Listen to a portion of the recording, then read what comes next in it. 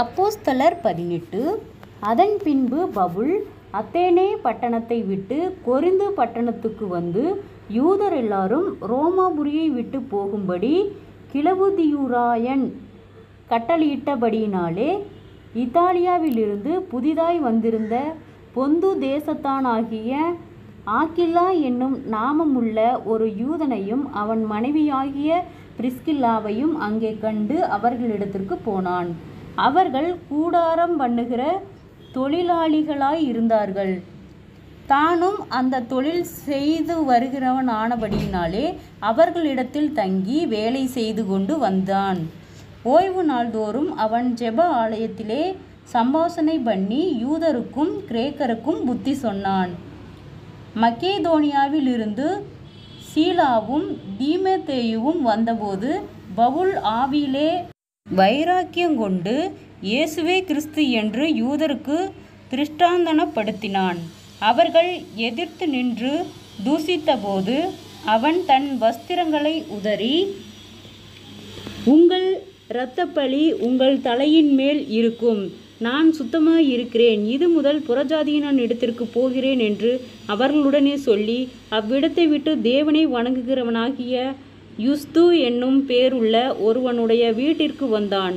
அவன் வீடு ஜெப ஆலயத்திற்கு அடுத்ததாய் இருந்தது. ஜெப ஆலய தலைவனாகிய கிறிஸ்பு என்பவன் தன் வீட்டார் அனைவரோடும் கர்த்தரிடத்தில் விசுவாசமுள்ளவனானான். கொரிந்தியரில் அநேகரும் சுவிசேஷத்தை கேட்டு விசுவாசித்து ஞானஸ்தானம் பெற்றார்கள். ராத்திரியிலே கர்த்தர் பவுலுக்கு தரிசனமாகி, நீ பயப்படாமல் பேசு, மௌனமாய் இராதே, நான் உன்னோடு கூட இருக்கிறேன், உனக்கு தீங்கு செய்யும்படி ஒருவனும் உன்மேல் கை போடுவதில்லை, இந்த பட்டணத்தில் எனக்கு அநேக ஜனங்கள் உண்டு என்றார். அவன் 1 வருஷம் 6 மாதமும் அங்கே தங்கி தேவ வசனத்தை அவர்களுக்குள்ளே உபதேசம் பண்ணி கொண்டு வந்தான். கல்லிலியோன் என்பவன் அகாயா நாட்டிற்கு அதிபதியான போது யூதர்கள் ஒருமனப்பட்டு பவுலுக்கு விரோதமாய் எழும்பி அவனை நியாயாசனத்துக்கு முன்பாக கொண்டு போய், இவன் வேத பிரமாணத்துக்கு விகற்பமாய் தேவனை சேவிக்கும்படி மனுஷருக்கு போதிக்கிறான் என்றார்கள். பவுல் பேசுகிறதற்கு எத்தனப்படுகையில் கல்லியோன் யூதரை நோக்கி, யூதர்களே, இது ஒரு அநியாயமாய் அல்லது பொல்லாத நடக்கையாய் இருக்குமேயானால் நான் உங்களுக்கு பொறுமையாய் செவி கொடுப்பது நியாயமாய் இருக்கும். இது சொற்களுக்கும் நாமங்களுக்கும் உங்கள் வேதத்துக்கும் அடுத்த தர்க்கமானபடியினாலே இப்படிப்பட்டவைகளை குறித்து விசாரணை செய்ய எனக்கு மனதில்லை, நீங்களே பார்த்து கொள்ளுங்கள் என்று சொல்லி அவர்களை நியாயாசனத்தினின்று துரத்திவிட்டான். அப்பொழுது கிரேக்கர் எல்லாரும் ஜெப ஆலய தலைவனாகிய சொஸ்தேனேயை பிடித்து நியாயசாசனத்துக்கு முன்பாக அடித்தார்கள்.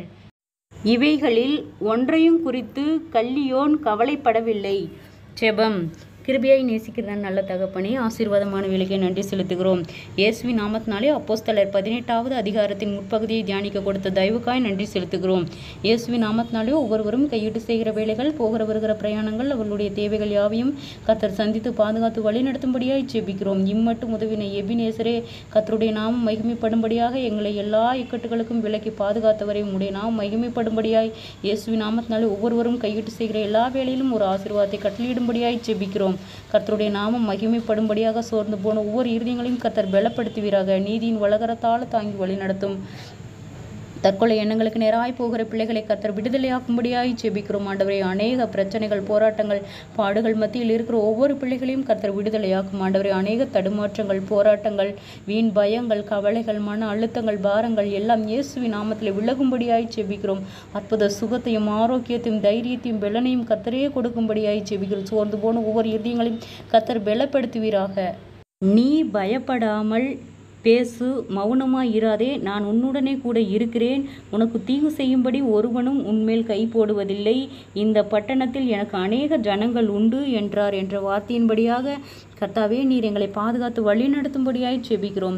இம்மட்டும் எங்களை வழி நடத்தின கர்த்தர் இந்த வார்த்தையின் மூலம் எங்களுக்கு ஒரு பலனையும் தைரியத்தையும் ஆரோக்கியத்தையும் தன்னம்பிக்கையும் கொடுக்கும்படியாய் நாங்கள் ஜெபிக்கிறோம். ஆண்டவரே, அப்பா, என் சமூகம் உனக்கு முன்பாக செல்லும் என்று சொன்ன வார்த்தையின்படியாக நீர் எங்களை வழி நடத்தும்படியாய் ஜெபிக்கிறோம்.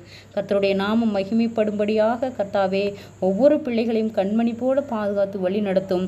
தேவைகள் யாவையும் சந்தியும். கர்த்தருடைய நாமம் மகிமைப்படும்படியாக ஒவ்வொருவரையும் ஜீவனுள்ள சாட்சியாய் எழுப்பும்.